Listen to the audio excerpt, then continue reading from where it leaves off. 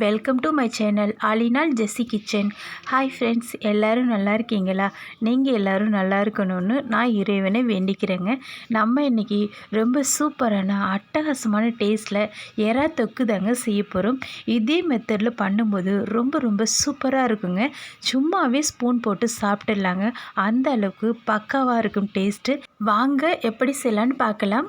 அதுக்கு முன்னாடி என்னுடைய வீடியோ வாட்ச் பண்ணிகிட்ருக்கிறவங்க யாராச்சும் சப்ஸ்கிரைப் பண்ணாமல் இருந்தால் சப்ஸ்கிரைப் பண்ணி பெல் பட்டனை கிளிக் பண்ணி ஆள் கொடுத்துக்கோங்க. இப்போ இந்த எறா தொக்கு செய்கிறதுக்கு நம்ம எறாவை நல்லா வாஷ் பண்ணிக்கணுங்க. இதில் மைல்டாக ஒரு ஊசி போல் குடல் இருக்குங்க. அது எடுக்கிறது ரொம்ப முக்கியங்க. அதை மிஸ் பண்ணிட்டோன்னா லைட்டாக கசப்பு தன்மை வருங்க. அந்த குடலை எடுக்க மறந்துடாதீங்க. மைல்டாக இருக்கும். நீங்கள் நடுப்பகுதி கிள்ளி எடுக்கும் போது அழகாக வந்துடுங்க. அதை மிஸ் பண்ணிடாதீங்க. நல்லா க்ளீன் பண்ணி எடுத்துக்கலாம். எவ்வளோ எறா நமக்கு வந்திருக்கோ அதே அளவுக்கு சின்ன வெங்காயம் நல்லா பொடிசாக கட் பண்ணி சேர்த்துக்கலாங்க. அப்போ தான் நமக்கு சூப்பராக இருக்கும் இந்த தொக்கு. 2 பழுத்த தக்காளிகள், கொஞ்சம் இஞ்சி பூண்டு, ஃப்ளேவருக்காக ஒரு பச்சை மிளகாய், கொஞ்சம் கருவேப்பிலை கொத்தமல்லி இலைகள், கொஞ்சம் தேங்காய் எடுத்துருக்குறேங்க. தேங்காய் ஆப்ஷனல் தான். உங்களுக்கு தேங்காய் வேணான்னா ஸ்கிப் பண்ணிடலாம். கொஞ்சம் மஞ்சத்தூள், மிளகாய்த்தூள், மசாலாத்தூள் இதெல்லாம் அளவுகளோடு சேர்த்துக்கலாம். இதில் நம்ம எவ்வளோ எறாஸ் எடுத்துருக்குறோமோ அதே அளவுக்கு சின்ன வெங்காயம் கட் பண்ணி சேர்த்துக்கிட்டோன்னா ரொம்ப சூப்பராக இருக்குங்க. சின்ன வெங்காயம் சேர்த்தா தான் நல்லாயிருக்கும். இப்போ வானலை அடுப்பில் வச்சுக்கலாங்க. கொஞ்சமாக ஹீட் ஆன பிறகு இந்த எறாவை லைட்டாக ஒரு 2-3 பெரட்டி விட்டுக்கலாம். வெறும் வானலில் தாங்க நம்ம பெரட்ட போகிறோம். ஏன்னா அதுலேருந்து கொஞ்சமாக தண்ணி விடுங்க. சம்டைம்ஸு ஸ்மெல் வரும்னு சில பேருக்கு பிடிக்காது.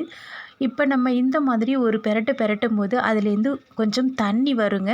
அந்த தண்ணிகளை நம்ம எடுத்துட்டோன்னா அந்த ஸ்மெல் வராமல் ரொம்ப சூப்பராக இருக்கும் சாப்பிட்றதுக்கு. அந்த எறா ஸ்மெல்லே வராது. இப்போ நம்ம எறாவை தனியாக எடுத்துக்கிட்டோங்க. இப்போ வானலை க்ளீன் பண்ணிக்கலாம். இது சூடான பிறகு ஆயில் சேர்த்துக்கலாங்க. ஆயில் கொஞ்சம் இதுக்கு நிறையவே சேர்த்துக்கலாம், நல்லாயிருக்கும். ஆயில் நல்லா சூடான பிறகு 2 கிராம்பு, 1 பட்டை சேர்த்துக்கலாம். கொஞ்சமாக கடல் பாசி சேர்த்துக்கலாங்க, ஃப்ளேவருக்கு தான். இப்போ கட் பண்ண சின்ன வெங்காயத்தை சேர்த்துக்கலாம். இப்போ இதை நல்லா வதக்கி விட்டுக்கலாங்க. நல்லா வதங்கணும். நம்ம கிரேவி பண்ண போகிறோம், அதனால் நல்லாவே வதக்கி விட்டுக்கலாம். இது கூடவே நம்ம எடுத்து வச்ச ஒரு பச்சை மிளகாவை கீனி போட்டுக்கலாங்க. இது கூடவே கொஞ்சமாக கருவேப்பிலை இலைகளையும் சேர்த்துக்கலாங்க. இப்போ இதை நல்லா சுருண்டு வரும் வரை நல்லாவே வதக்கி விட்டுக்கலாங்க. நம்ம எந்த அளவுக்கு வதக்குறோமோ அந்த அளவுக்கு நமக்கு நல்ல இந்த எறா தொக்கு ருசியாக கிடைக்கும். பாருங்கள் எந்த அளவுக்கு வதங்கியிருக்குன்னு. நமக்கு நல்லா வதங்கி வந்திருக்கு வெங்காயம். இந்த நேரத்தில் 1 ஸ்பூன் இஞ்சி பூண்டு பேஸ்ட்டு அரைச்சி வச்சுருந்தோம் இல்லைங்களா, அதை சேர்த்துக்கலாம். இது பச்சை வாசனை போகும் வரை நல்லா வதக்கி விட்டுக்கலாங்க. நல்லா வதங்கட்டும். ஓகே, இந்த நேரத்தில் நம்ம கட் பண்ண பழுத்த தக்காளிகளை சேர்த்துக்கலாம். நான் 2 தக்காளி சேர்த்துருக்குறேங்க, கொஞ்சம் பெரிய சைஸு. நல்லா பொடிசாக கட் பண்ணிக்கலாம். அப்போ தான் நமக்கு கிரேவி நல்லா சூப்பராக கிடைக்கும். உங்களுக்கு தேவைப்பட்டால் அரைச்சி கூட சேர்த்துக்கலாங்க. கொஞ்சமாக கல் உப்பு சேர்க்கும் போது கொஞ்சம் சீக்கிரமாக வதங்கி வருங்க.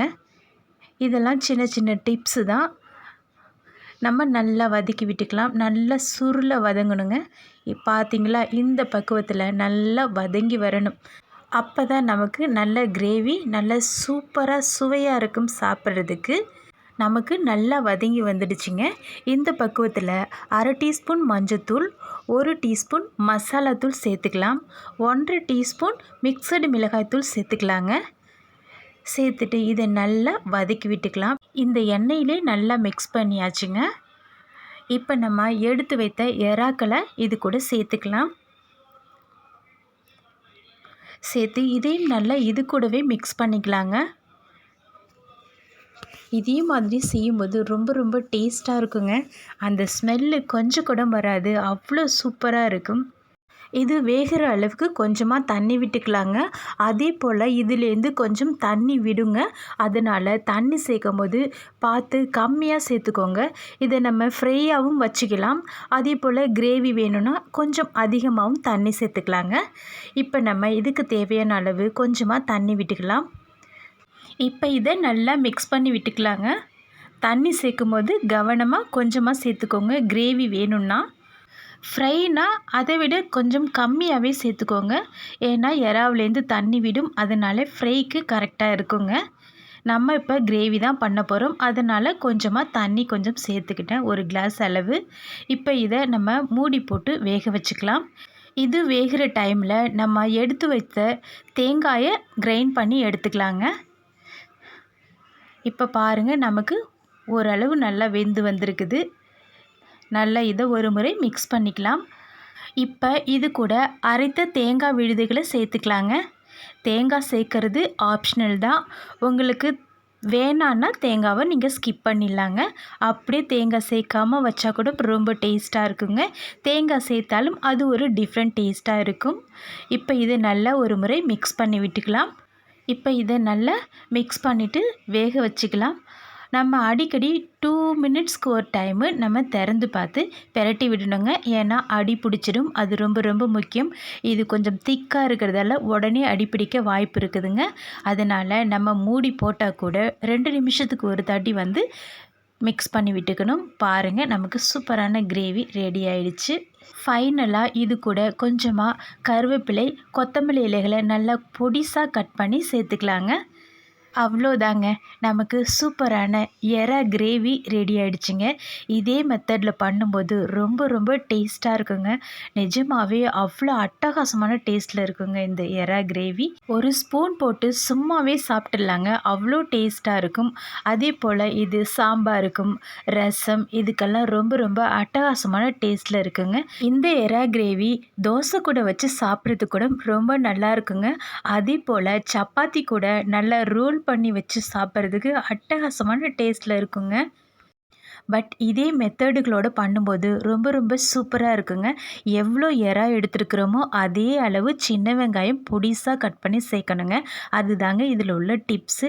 அதே போல் எறாவில் உள்ள அந்த நடுவில் உள்ள ஊசி போல் ஒரு குடல் இருக்குங்க. அதை எடுக்க மிஸ் பண்ணிடாதீங்க. அதை எடுத்தால் தான் எறா டேஸ்ட்டாக இருக்கும். அப்படி இல்லைன்னா லைட்டாக கசப்பு தன்மை வருங்க. இதை மறக்காமல் நோட் பண்ணிக்கோங்க. சின்ன சின்ன டிப்ஸ் தான், பட் நோட் பண்ணி செய்யும்போது பக்காவாக அட்டகாசமான டேஸ்ட்டில் நமக்கு எறா கிரேவி கிடைக்கும். ஓகே ஃப்ரெண்ட்ஸ், நீங்களும் இதே போல் ட்ரை பண்ணி பாருங்கள். அதே போல் நண்டு மசாலா கிரேவி செட்டிநாடு ஸ்டைலில் எப்படி செய்யணும்னு வீடியோ போட்டிருக்கிறேன். என்னுடைய லிங்க்கை ஓப்பன் பண்ணி என்னுடைய மற்ற வீடியோக்களும் செக் பண்ணி பார்த்துக்கோங்க. ஓகே ஃப்ரெண்ட்ஸ், இது வரைக்கும் என்னுடைய வீடியோவை வாட்ச் பண்ணதுக்கு ரொம்ப தேங்க்ஸ். இப்போ வீடியோ பார்த்துட்ருக்கிறவங்க யாராச்சும் சப்ஸ்கிரைப் பண்ணாமல் இருந்தால் சப்ஸ்கிரைப் பண்ணி பெல் பட்டனை கிளிக் பண்ணி ஆல் கொடுத்துக்கோங்க. அப்போ தான் என்னுடைய அடுத்தது வீடியோக்கள் உங்களுக்கு நோட்டிஃபிகேஷனில் வரும். தேங்க்யூ. நெக்ஸ்ட் வீடியோவில் பார்க்கலாம். பாய்.